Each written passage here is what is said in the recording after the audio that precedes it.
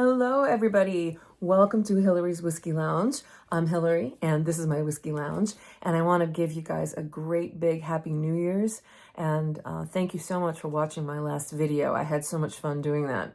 But now we get something completely new. I've been waiting for this to come around ever since I saw some people in the UK buzzing about this. This is Arran's own Arran Barley, which is grown on the island of Arran by a local family farmer. And some of the barley is actually used for the Lacranza distillery and some is used for the Lag distillery. But this is the first time that they've used just Arran's barley to make this bottle. This happens to be batch one. I'll see if you can check that out. The actual name of the barley is Optic. This is batch one, and they got 18,000 bottles out of it. 50% ABV. Look at this bottle. This is crazy. It's so cool. Definitely highlighting the barley. Natural color, non-chill filtered. And as all of the new Arran bottles have, even the label in Braille. That is so cool. Okay. Even the tube, Arran's trying to really decrease their carbon footprint. And one of the things that they're very proud of is the fact that this bottom of the tube is now made of recycled cardboard and not made of metal, but they still have their signature metal top. So a lot of people are torn about whether or not this packaging tube is even necessary. I know, like for instance, Ralphie finds it a big waste. A lot of people do find it a big waste. I kept a lot of mine for a while because they were so decorative, but I got so many piling up that I had to throw them in the recycling bin as well. So I agree with Ralphie. They're kind of a waste. But this actually, I had to send away. I had to send away to Whiskey World for this, and so it's the packaging actually is nice and is very protective. So if you are doing a lot of shipping, long distance shipping, etc., this tube can be very helpful. It's a very strong tube, and shippers usually put either the bubble stuff in there, the packing material, or even these little peanuts that came in mine that my cat is playing with now. So anyway, this is their Arran Barley, and I can't wait to try it. Something else that is new, I did take this cap off. This is a new kind of little, they used to just have one that peeled away, and now this one is sort of like the foil ones where you have to wrap it out around.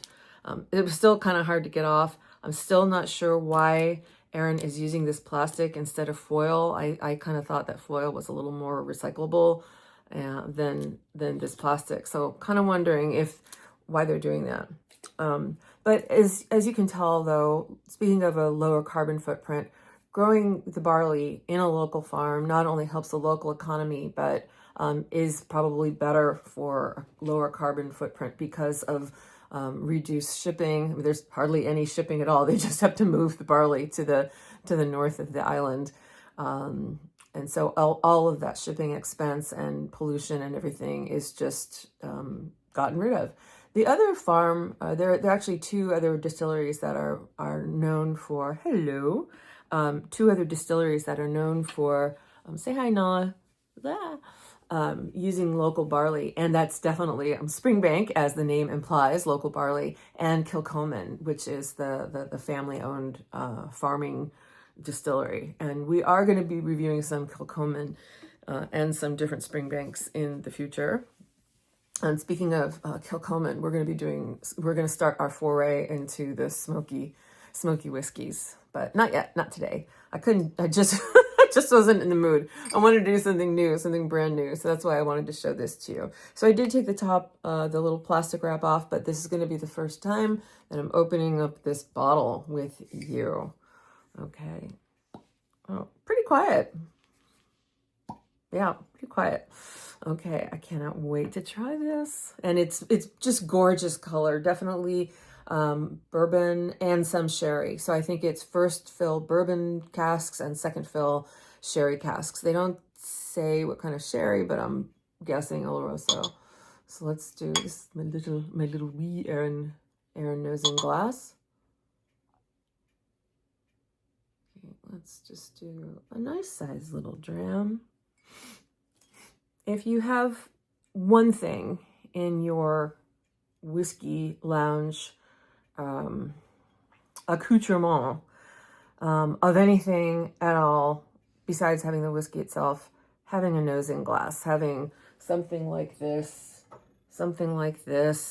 just something that has, it doesn't have to be this kind of fancy glass, but just anything like this that has the sort of tulip shaped with the nose that goes in to really bring up and out those aromas for you. That's why it's called a nosing glass.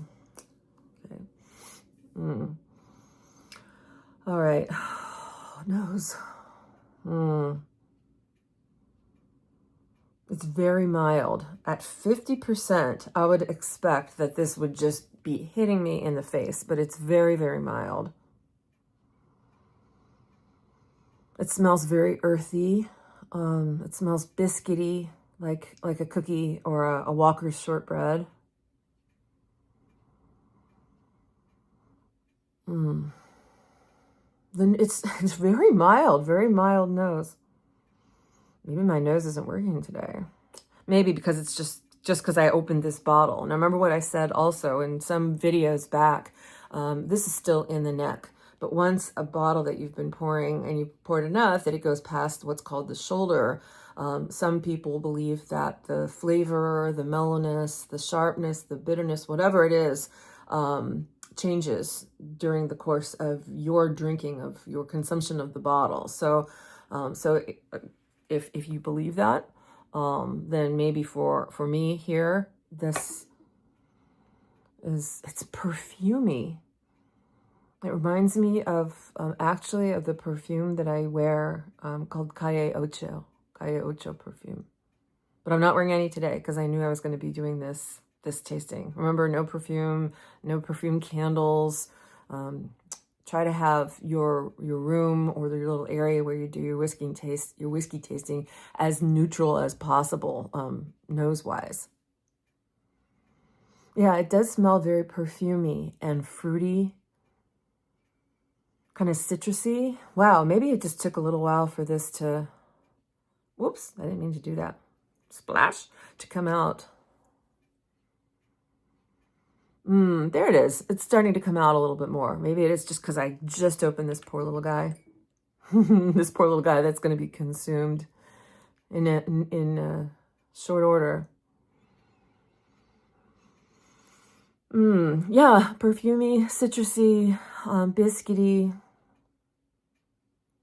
It's really pleasant. It's very pleasant. Okay, let's go for our first taste. Remember, this is without any water first.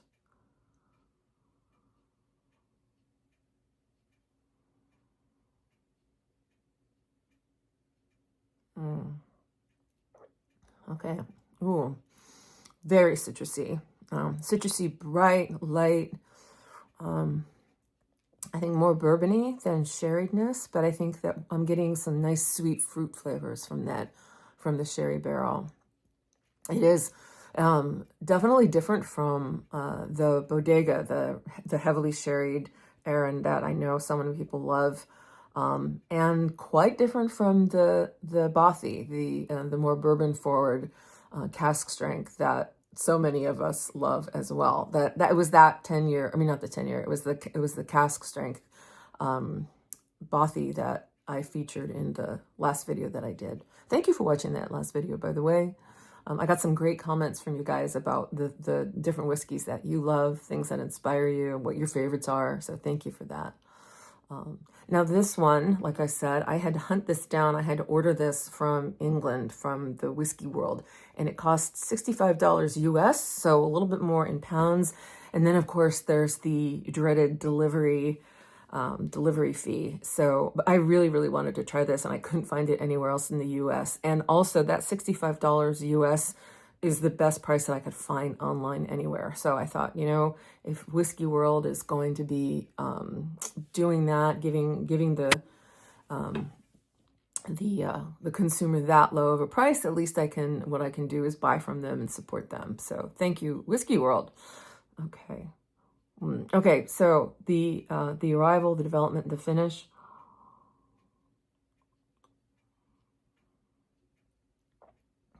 Okay, very fruity, very earthy, great mouthfeel. And this is 50%, so it's a little on the strong side. Great mouthfeel, very spicy, and especially in the finish.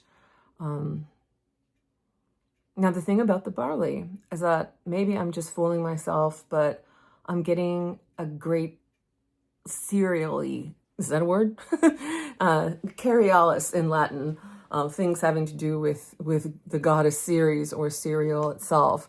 But I'm getting a really deep feeling of the true nature of the cereal, of the grain, of the barley that was used in this. That must have been such a moment of pride for the Arran distillery when they started drying their first, or malting their first batch of the local barley crop, and then drying it, grinding it, and then distilling it. That must have been so amazing. And like I said, such a moment of pride for them. And I really think it comes out in this. I'm really getting that nice deep cereal flavor. It's great. And it starts off sweet, but then it goes to pretty dry, and it tastes more like the aftertaste after you've had a bite of oatmeal or something. Or if you eat barley. Do people eat barley as a cereal, like oatmeal? I don't know what you do with barley. Yeah. It's quite different from the Bodega and the Bothy and the regular Arran 10. I really like this. I'm really liking this. Okay, and I'm going to like it even more, I'm sure, when I add a little drop of water to it. Okay. Well, little maybe 4 or 5 mils there.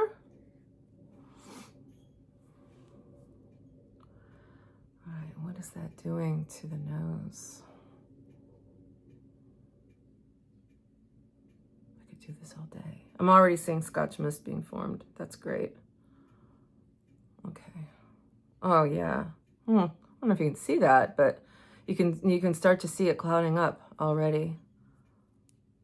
There, a little Scotch mist already, and that's instantly pouring some water in there.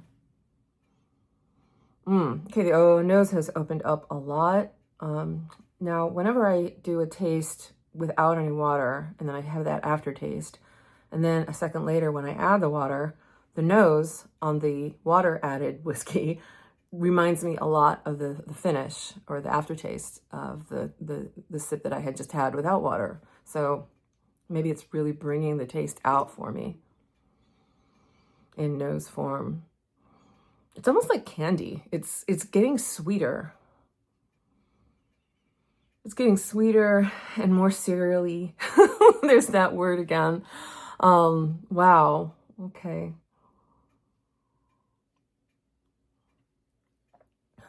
The arrival's much smoother, and that cereal barley taste is really coming out, and the sweetness is really coming out.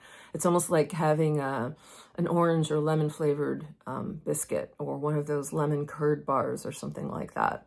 Really nice. So lemon bars. So this has really come out and just become so sweet and smooth. Even the finish is super sweet and has developed a lot. Now, I know that there are going to be some skeptics out there with this is a new thing. I'm not sure if it's going to be any better than the Bodega or the Bothy or even just the Arran 10. It's not better, but it's different. And maybe that's why I'm smiling so much at this. It's just a cool new thing that has come out.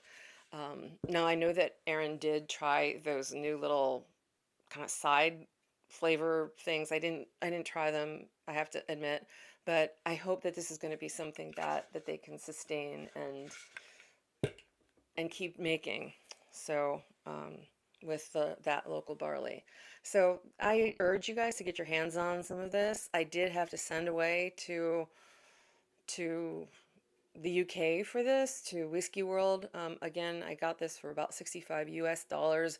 Then of course there's the shipping costs, but I thought since the Whiskey World had such a great price on this and all their other bottles that I would do them a favor and buy from them. I think that the prices are extraordinarily low, and I thought, I have no trouble, I have no problem trying to cover that distillery or that distillery that delivery cost. So try the Whiskey World. I'm not sure where else in the U.S. You can find this. If anybody's found this in the US, please let me know.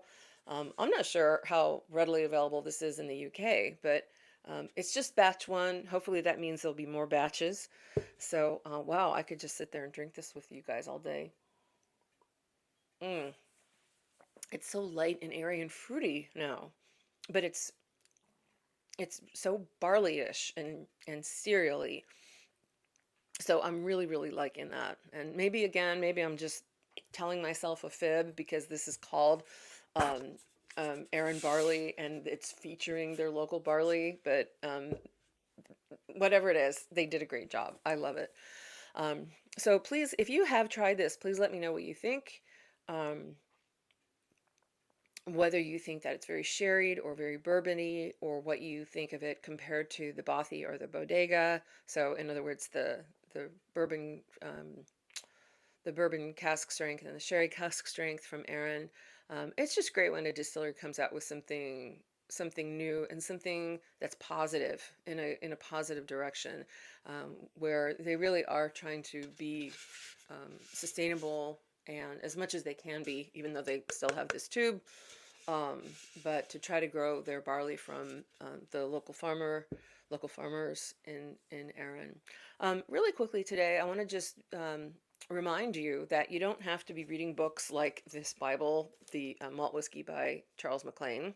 If you haven't read this yet, please do. And it's such a nice book that you can have in your whiskey lounge and curl up with, or on your Kindle. Definitely, you can curl up with your Kindle. Um, but a couple videos that I would recommend. The first one is called Scotch, the Story of Whiskey. Now, this is a big one. This is 2.5 hours long, this documentary. It's narrated by David Heyman, or it stars David Heyman, and he goes to all of these distilleries. He goes on to where all the origins of whiskey are. He even goes to Japan. He does such a great job with this. Um, and then there's another one called On the Whisky Trail. This one's only an hour and a half long, so you could spend a good 4 hours with these documentaries watching about the origins of whiskey and the development and the distillation process and the world fascination with whiskey. It's great. There's also another one that you can either buy or rent on Prime Video called The Water of Life. That one actually features the Bruichladdich Distillery. I think that's what it's called, The Water of Life. Um, and so most of these documentaries have little snippets of David Broom, Charles MacLean,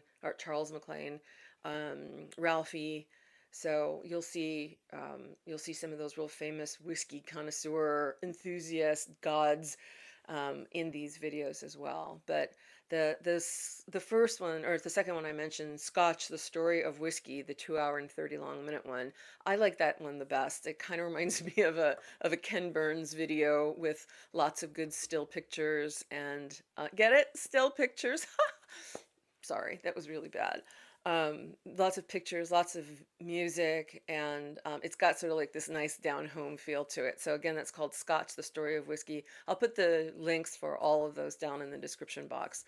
So thank you guys very much watching this video. If you haven't yet, please hit a like and subscribe for me. Share with your friends if you know that they want to start a whiskey journey, or if you and your friends are already enthusiasts, please share this as much as you can. I really, really appreciate it. And the more you watch my videos, the more videos I can do. So I really, really appreciate it. And I want to show you guys, like I said from the beginning, whiskey is not scary. Whiskey can be fun. Your journey can be really, really exciting, educational. In fact, I think I have my video channel under education as a category in YouTube. So it is educational, right? I am a teacher, so I really feel like I'm, educating you guys here. All right, Slungiva, everybody, and Happy New Year.